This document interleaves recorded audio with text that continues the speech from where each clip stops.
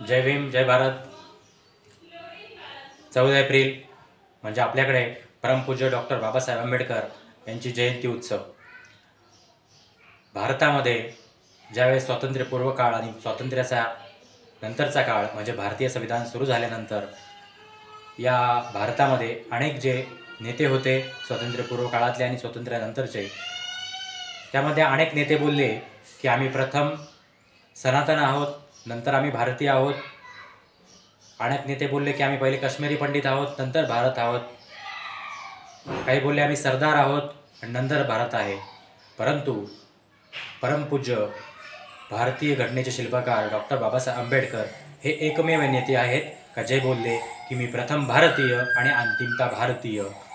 हा असा राष्ट्रभक्त आहे, असा राष्ट्रनिर्माते आहेत की जे एकमेव आहेत की जे राष्ट्राचा विचार करतात, देशाचा विचार करतात. आणि म्हणून हा जो 14 एप्रिलचा जो उत्सव आहे हा संपूर्ण भारतीयांचा, संपूर्ण राष्ट्राचा, संपूर्ण देशाचा हा उत्सव आहे. म्हणून आपणा सर्व भारतीय नागरिकांना डॉक्टर बाबासाहेब आंबेडकर जयंतीच्या खूप साऱ्या शुभेच्छा. जय भीम, जय भारत.